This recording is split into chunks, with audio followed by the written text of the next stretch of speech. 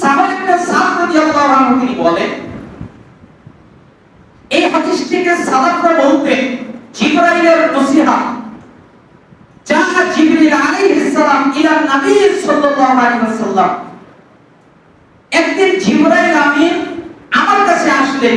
মুহাম্মদ সাল্লাল্লাহু আলাইহি ওয়াসাল্লাম বলছেন, একদিন জিবরাইল আমিন আমার কাছে আসলেন, এরপরে আমাকে বললেন, মুহাম্মদ জি, আমি আপনাকে কিছু আদেশ করব, আমি আপনাকে কিছু আমল করার কথা বলবো, আমি আপনাকে কিছু পালন করার কথা বলবো, আপনি কিছু মনে করবেন না। আমি বলতে গিয়ে কঠোরতা অবলম্বন করব, অনেক শক্ত ভাষা অবলম্বন করব, অনেক শক্ত ভাষায় আপনাকে আমি বলবো, আপনি কিছু মনে করবেন না। মুহাম্মদ সাল্লাল্লাহু আলাইহি ওয়াসাল্লাম বলেন, আচ্ছা ঠিক আছে, আপনি বলেন, যত কঠোরই হোক, যত কঠিনই হোক, আমি কিছু মনে করব না, আপনি বলেন। তখন মুহাম্মদ সাল্লাল্লাহু আলাইহি ওয়াসাল্লাম বললেন, ইয়া মুহাম্মদ, হে মুহাম্মদ, আসমা শীতা ফাইনাকা মাইতুন, শুনেন, আপনি যতদিন খুশি জীবন যাপন করেন, কোনো নিষেধাজ্ঞা নেই, আপনাকে নিষেধ করা হচ্ছে না। আপনার উম্মতদেরকে জানিয়ে দেন, তারা যতদিন খুশি জীবন যাপন করুক, তাদের কোনো নিষেধাজ্ঞা করা হচ্ছে না, তাদের বলা হচ্ছে না এতদিন তাদের জীবন যাপন করা যাবে না, এইভাবে নিষেধাজ্ঞা করা হচ্ছে না। অনুমতি দেওয়া আছে, যতদিন মনে চায় জীবন যাপন করুক, যতদিন মনে চায় আপনি মুহাম্মদ জীবন যাপন করেন, এতে কোনো নিষেধ নাই। কিন্তু মুহাম্মদ, আপনি মনে রাখেন, আপনি মারা যাবেন। কে মারা যাবে? মুহাম্মদ সাল্লাল্লাহু আলাইহি ওয়াসাল্লাম। আল্লাহ সুবহানাহু ওয়া তাআলা যার কাছে মালাককে পাঠালেন যে যাও, তাকে গিয়ে বলো যে আপনি যদি দুনিয়ায় থাকতে চান তাহলে আপনি দুনিয়ায় থেকে যান, আপনি যদি আল্লাহর সাক্ষাৎ পেতে চান তাহলে চলে যান। রাসূল সাল্লাল্লাহু আলাইহি ওয়াসাল্লাম বাক্যটাকে অন্য ভাষা দিয়ে বললেন। আবু বকর রাদিয়াল্লাহু আনহু তিনি বুঝে ফেললেন যে মুহাম্মদ সাল্লাল্লাহু আলাইহি ওয়াসাল্লাম তিনি আর দুনিয়ায় থাকবেন না। তার মানে যার থাকার অনুমতি ছিল তিনি দুনিয়ায় থাকতে পারেননি, তিনি দুনিয়ায় টিকতে পারেননি। অতএব আমরা যত ক্ষমতাধর, যত শক্তিশালী মানুষ হই না কেন, দুনিয়ায় আমাদের টিকে থাকা সম্ভব না। টিকে থাকতে পারবো দুনিয়ায়? আমাদের থাকার কোনো ক্ষমতা নেই, কোনোভাবেই দুনিয়ায় টিকতে পারবো না। এজন্যই আল্লাহ সুবহানাহু ওয়া তাআলা কোরআনুল কারীমের আয়াত নাযিল করলেন, ইন্নাকা মাইয়িতু ওয়া ইন্নাহুম মাইয়িতুন। হে নবী, আপনিও মারা যাবেন, তারাও মারা যাবে। তো নবী যদি মারা যায়, আর কি কেউ চিরস্থায়ী বেঁচে থাকবে? সবচেয়ে দামি মানুষ তিনি যদি মারা যান, আর কেউ বেঁচে থাকবে? থাকবে না তো।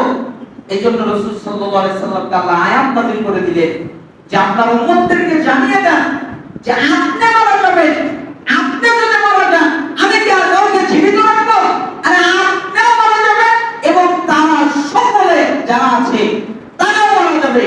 রাসূল সাল্লাল্লাহু আলাইহি ওয়াসাল্লাম এই জন্য বলতেন, আকসিরু যিকরা হাযিমিল লাযাত।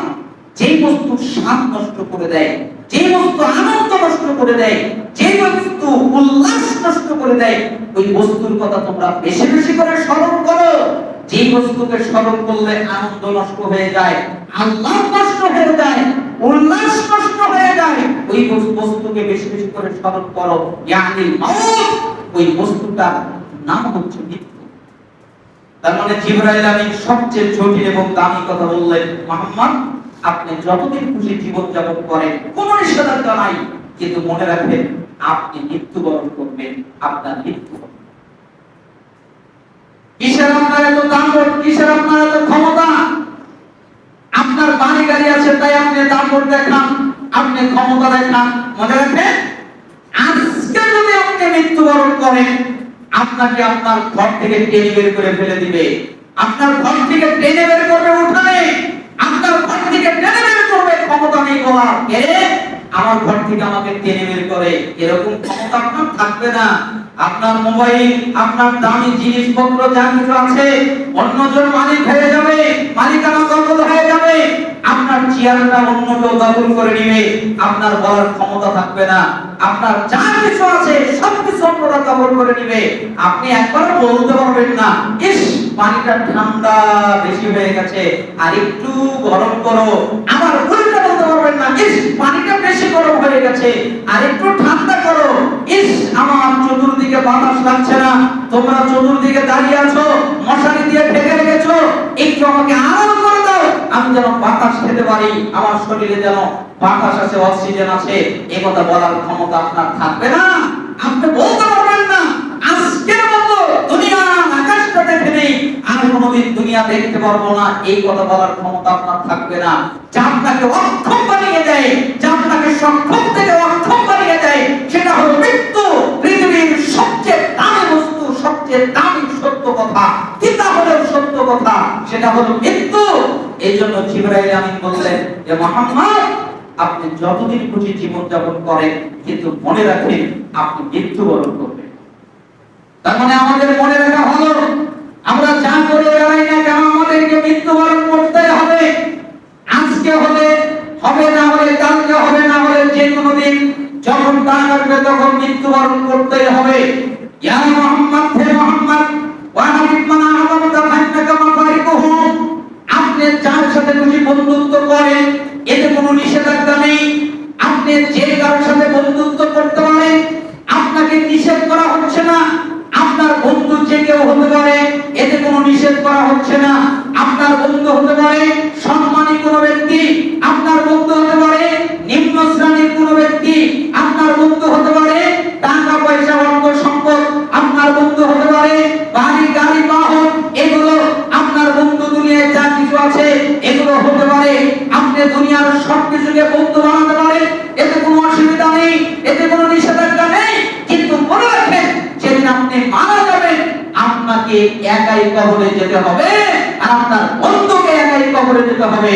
আপনার বন্ধু কাউকে নিয়ে যাবে না, আপনিও কাউকে নিয়ে যেতে পারবেন না।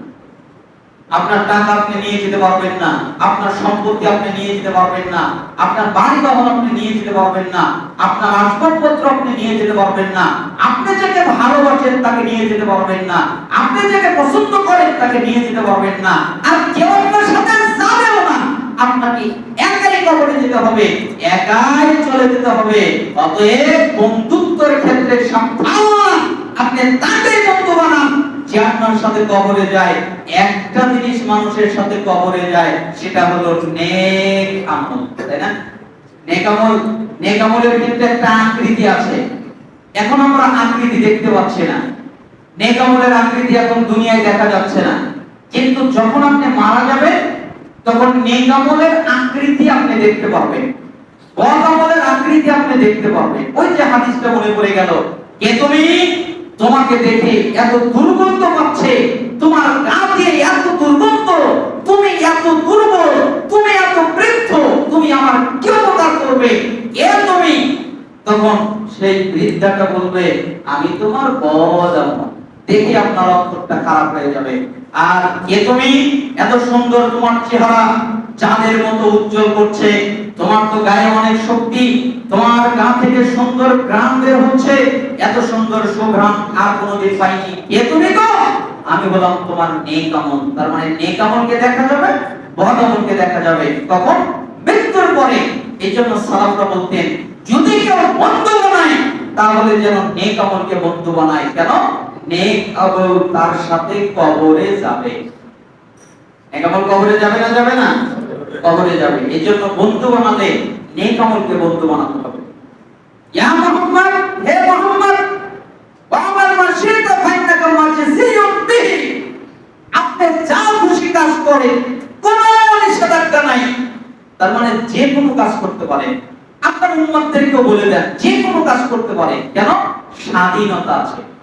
ইচ্ছা করলে চুরি করতে পারে, ইচ্ছা করলে ডাকাতি করতে পারে, ইচ্ছা করলে জিনা করতে পারে, ইচ্ছা করলে ব্যভিচার করতে পারে, ইচ্ছা করলে হত্যা করতে পারে, ইচ্ছা করলে সুদ খেতে পারে, ইচ্ছা করলে ঘুষ খেতে পারে, আবার ভালো কাজ করতে পারে, সালাত আদায় করতে পারে, যাকাত আদায় করতে পারে, সিয়াম পালন করতে পারে, হজ আদায় করতে পারে, জিকির আজকার করতে পারে, কোরআন তেলাওয়াত করতে পারে, ইচ্ছা করলে ভালো কাজও করতে পারে, ইচ্ছা করলে খারাপ কাজও করতে পারে। স্বাধীনতা আছে। আপনি শুনে রাখেন, আপনার যা মনে চায় তাই আপনাকে একদিন অবশ্যই আপনার রবের সামনে দণ্ডায়মান হতে হবে, রবের সামনে খাড়া হতে হবে। আপনারা কি বলেন, আমাদের দাঁড়াতে হবে না? না হবে না?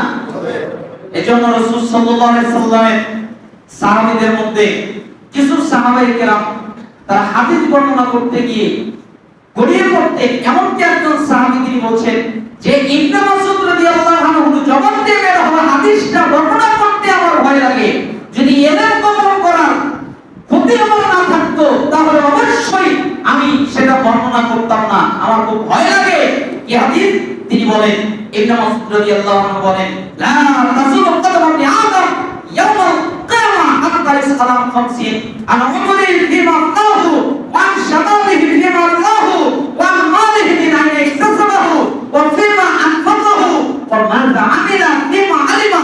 রাসূল সাল্লাল্লাহু আলাইহি সাল্লাম বলেন যে কিয়ামতের দিন আদম সন্তান যতক্ষণ পর্যন্ত 5টা প্রশ্নের উত্তর না দেবে ততক্ষণ পর্যন্ত তাদের নড়ার অনুমতি দেওয়া হবে। বলেন তো কিসের অনুমতি দেওয়া হবে না? নড়ার অনুমতি। আপনি নড়তে পারবেন না, ইচ্ছা করলে আপনার পা নড়াতে পারবেন না, ইচ্ছা করলে আপনার হাত নড়াতে পারবেন না, ইচ্ছা করলে আপনার মুখ নড়াতে পারবেন না, ইচ্ছা করলে আপনার অঙ্গ প্রত্যঙ্গ নড়াতে পারবেন না, ইচ্ছা করলে আপনার কোনো জায়গা নড়াতে পারবেন না, ইচ্ছা করলে আপনার নড়ার কোনো ক্ষমতা নেই, কোনো অনুমতি নেই, আপনি নড়তে পারবেন না। আপনি একদম বের হয়ে যাবেন, একদম দাঁড়িয়ে থাকবেন, আপনার নড়ার কোনো ক্ষমতা থাকবে না। এজন্য সালাফরা বলতেন, যাদের নড়ার অনুমতি নেই, যাদের নড়ার ক্ষমতা নেই, যারা নড়তে পারে না, যাদের নড়ার ক্ষমতা নেই, তারা দুনিয়ায় দাপট করে বেড়ায় কি করে, তারা দাপট দেখে বেড়ায় কি করে, যখন আল্লাহর সামনে তারা দাঁড়াবে তখন তাদের নড়ার অনুমতি থাকবে না, যতক্ষণ না 5টা প্রশ্নের উত্তর না দেয়। আমি যে তোমাকে বয়স দিয়েছিলাম 60 বছর 70 বছর, এই বয়স কোন কাজে ব্যয় করেছ এটা আমি আল্লাহকে বোঝাও। যতক্ষণ পর্যন্ত 60-70 বছর আমি তোমাকে দিয়েছিলাম এটা বোঝাতে না পারবে ততক্ষণ পর্যন্ত আমি তোমাকে নড়তে দিব না। আমি তোমাকে জীবনের ভিতরে একটা যৌবনকাল দিয়েছিলাম 40 বছর পর্যন্ত, 18 বছর থেকে নিয়ে 40 বছর পর্যন্ত যৌবনকাল দিয়েছিলাম। যৌবনকাল কোন কাজে ব্যয় করেছ এটা আমি আল্লাহকে বোঝাও, ততক্ষণ পর্যন্ত আমি নড়তে দিব না। আমি তোমাকে টাকা পয়সা দিয়েছিলাম, তুমি টাকা পয়সা কিভাবে ইনকাম করেছ এটা আমাকে বোঝাও, যতক্ষণ পর্যন্ত না বুঝাবে ততক্ষণ পর্যন্ত আমি তোমাকে নড়তে দিব না। আমি তোমাকে টাকা পয়সা দিয়েছিলাম, এরপরে তুমি টাকা পয়সা ব্যয় করেছিলে, কোন পথে ব্যয় করেছিলে, কিভাবে ব্যয় করেছিলে আমি আল্লাহকে বোঝাও, যতক্ষণ পর্যন্ত বুঝাতে না পারবে ততক্ষণ পর্যন্ত আমি নড়তে দিব না। আমি তোমাকে জ্ঞান দিয়েছিলাম, আমি তোমাকে ইলম দিয়েছিলাম, তুমি জ্ঞান অনুযায়ী কি আমল করেছো আমাকে বোঝাও। তুমি জানতে সুদ হারাম, তাহলে কি সুদ ত্যাগ করেছিলে? তুমি জানতে ঘুষ হারাম, তাহলে কি ঘুষ ত্যাগ করেছিলে? তুমি জানতে জিনা ব্যভিচার হারাম, তুমি জানতে গীবত করা হারাম, তুমি জানতে মিথ্যা বলা হারাম, তুমি জানতে চগলখড়ি করা হারাম, তুমি আরো পাপ জানতে এগুলো হারাম, তাহলে তোমার জ্ঞান অনুযায়ী তুমি আমল করেছিলে কিনা এটা আমাকে বোঝাও। যতক্ষণ পর্যন্ত না বোঝাতে পারবে ততক্ষণ পর্যন্ত আমি আল্লাহ তোমাকে নড়তে দেব না। মিশকাত 5197 নম্বর হাদিস।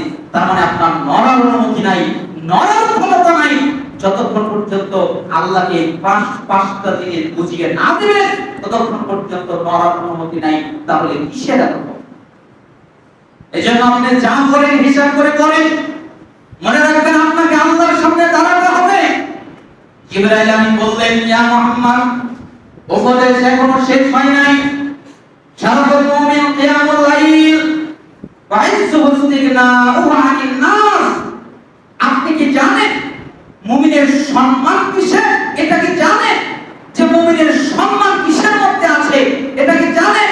মুমিনের সম্মান হলো রাতে সালাত আদায় করার মধ্যে। মুমিনের সম্মান কোথায়? রাতে সালাত আদায় করার মধ্যে। যারা রাতে সালাত আদায় করে তাদের সম্মান আছে, যারা রাতে সালাত আদায় করে না তাদের কোনো সম্মান নেই। এবং তার ইজ্জত হলো মানুষের কাছে না চাওয়ার মধ্যে। যারা মানুষের কাছে চায় না, আল্লাহর কাছে চায়, যে কোনো বিষয় যা প্রয়োজন যা দরকার আল্লাহ সুবহানাহু ওয়া তাআলার কাছে চায়, এর ইজ্জত আছে, এর ইজ্জত আছে।